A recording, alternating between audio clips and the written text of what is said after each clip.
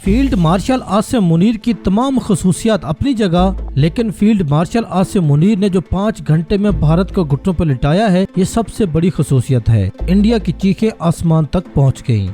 पाकिस्तान और बांग्लादेश ने cyber attack करके भारतीय चैनल हैक कर लिया और इंडियन मीडिया के मुताबिक सीज फायर का मतलब ये है कि आप ये जंग हार चुके हैं और इंडियन मीडिया अपनी आवाम को उल्लू बना रहा है। भारत को हर रोज किसी महाज पर मात हो रही है और अब इनकी चीखें भी मजीद बुलंद होती जा रही हैं। पाकिस्तान ने 5000 ड्रोन भेजे, एक की कीमत सिर्फ 15,000 रुपए, और हमने एक ड्रोन गिराने पर 15 लाख का मिसाइल दागा और पाकिस्तानी हमारी नींदें खराब करके खुद सो रहे हैं। इंडिया में गोदी मीडिया को अब आम आवाम ने लताड़ना शुरू कर दिया है। जब तक कमान जनरल आसिम मुनीर के हाथ में है, भारत को मोहतात रहने की जरूरत है। मोदी जी को मुसलमानों से नफरत नहीं है। अरब में जाकर वो सर झुकाते हैं और महबूबा साहिबा से वो मोहब्बत करते हैं। पहलगाम में हिंदुओं पर होने वाला हमला इंतखाबी चाल थी।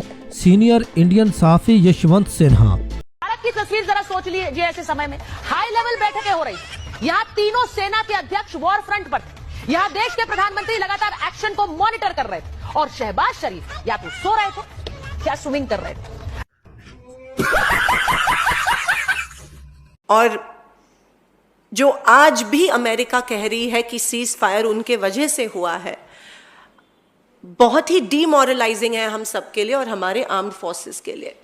तो इसकी जिम्मेदारी और इसकी ऊपर जो छुपी है वो मोदी जी कब खत्म करने वाले और देश को सवालों के जवाब कब देने वाले हैं। नरेंद्र मोदी जी वो शेर है, जब दहाड़ते हैं ना तो पूरा विश्व जान जाता है भारत की ताकत। एक बार चीन का नाम लेकर दहाड़ दे, ना बोले चीन ने अतिक्रमण किया है ये कहकर दहाड़ दे, ये चैलेंज देती हूँ मैं आपको। दहाड़े चीन का नाम लेकर नरेंद्र मोदी, वहाँ म्याऊं म्याऊं करने लगते हैं, दहाड़ना भूल जाते हैं। हिस्सा था। चर्चा ये भी है कि हमारे 3-4 रफाल जेट मार गिराए गए, सरकार को स्पष्टीकरण देना चाहिए। सुनिए पहले। अभी तो चाइना मेड 5000 ड्रोन उन्होंने भेजा, वो चाइना के थे। उस ड्रोन की कीमत 15,000 है, उसमें कुछ नहीं होता है। उसके लिए हमने 15 लाख का ये दागा गया, वो क्या बोलते उसको, नहीं 15 हमारी मिसाइल की कीमत 15 लाख थी एक ड्रोन गिराने के लिए, वो 15,000 का ड्रोन। वो चाइना की उसके पीछे पॉलिसी थी। ये भी कहा जाता है, ऐसी भी चर्चा ये बहुत जोर से है। सच्चाई क्या है, सच्चाई क्या है ये मुझे नहीं पता, पर ये चाइना के 5-6 हजार ड्रोन हिंदुस्तान में भेजे गए। उसको गिराने के लिए हमने 15-15 लाख का मिसाइल उसके ऊपर छोड़ा, उसको ध्वस्त करने के लिए डाला गया। ऐसी बहुत सारी चर्चा है। हमारे राफेल 4 राफेल या 3 राफेल गिराए गए, ऐसी चर्चा है। तो सरकार ने स्पष्टीकरण देना चाहिए। एक पाकिस्तान कांग्रेस के ही एक नेता ने विजय वेडत्तीवार, जिनके मुताबिक पाकिस्तान से दागे गए 15,000 के चाइनीज ड्रोन को गिराने के लिए 15 लाख की मिसाइल बर्बाद की गई। पाकिस्तान से भारत को बचाना क्या असले की बर्बादी है, मिसाइलों की बर्बादी है? ऑपरेशन सिंदूर थोड़ी सी एक्टिविटी, छिटपुट युद्ध हुआ, ऐसे बयानों की भी भरमार है। सवाल पब्लिक का है कि क्या देश में पाकिस्तान को कवर फायर लेकिन हिंदुओं पर हाथ खड़े करने वाली पॉलिटिक्स चल रही है? 5000 ड्रोन उन्होंने भेजा, वो चाइना के थे। उस ड्रोन की कीमत 15,000 है, उसमें कुछ नहीं होता है। ऐसी भी चर्चा ये बहुत जोर से है।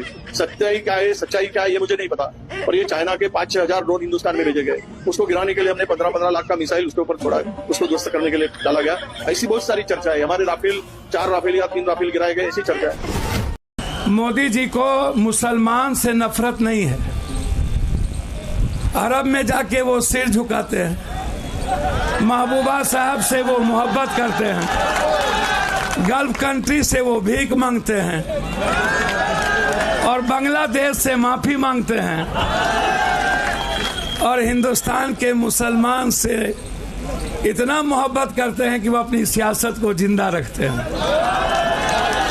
वो कुछ नहीं बिगाड़ सकते किसी का, या पप्पू यादव या कोई। एक चींटी भी, एक छोटा सी जाति है, उसको भी कोई कुछ नहीं कर सकता। देखो, मैंने बार बार कहा कि करो, बट अभी तो ये कहते हैं कि अगर जब हम 2 ही बातों पे चर्चा करेंगे पाकिस्तान के साथ, एक पीओके और एक टेररिज्म, तो फिर तो चर्चा होगी नहीं होगी। तो फिर इसका फायदा क्या है?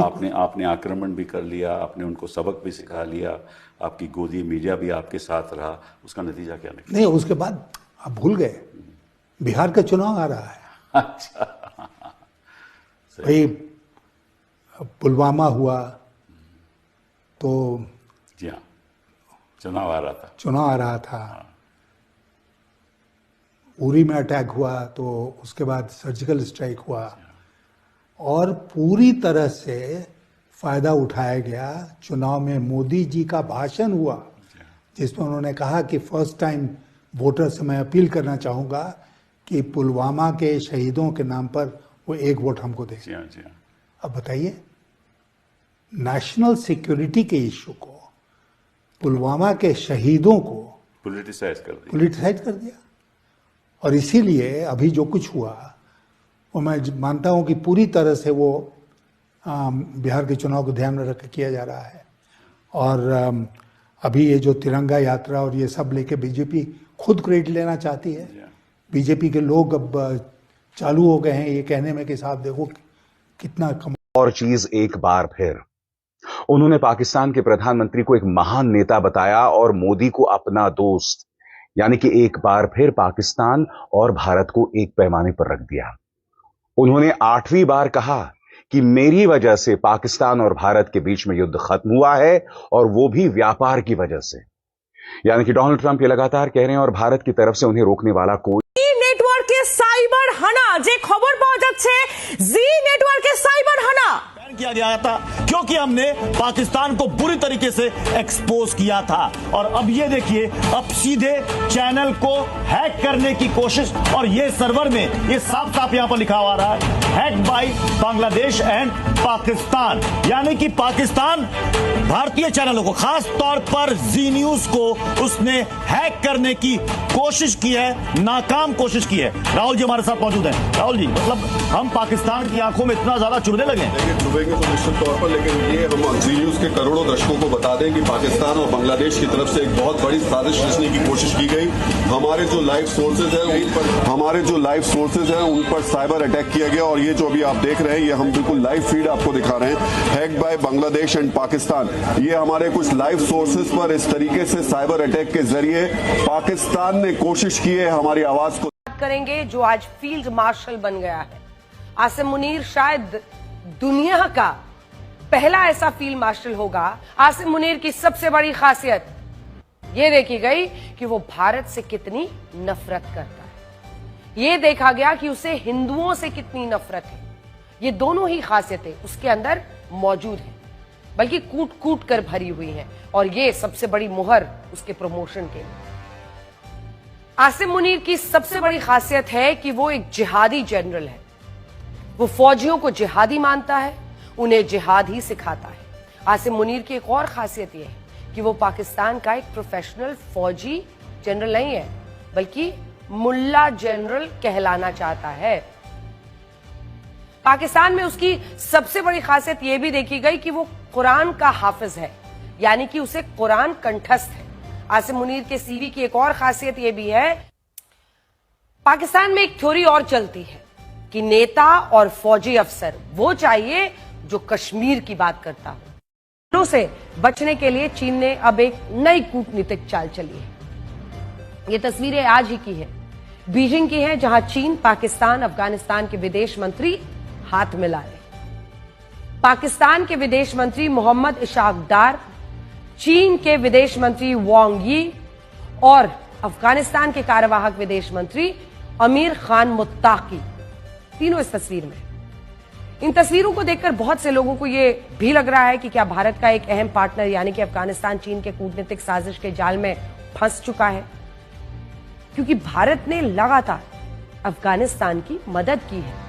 ऑपरेशन सिंदूर के बाद भारत के विदेश मंत्री ने अफगानिस्तान के विदेश मंत्री को बाकायदा फोन करके इसकी जानकारी दी थी।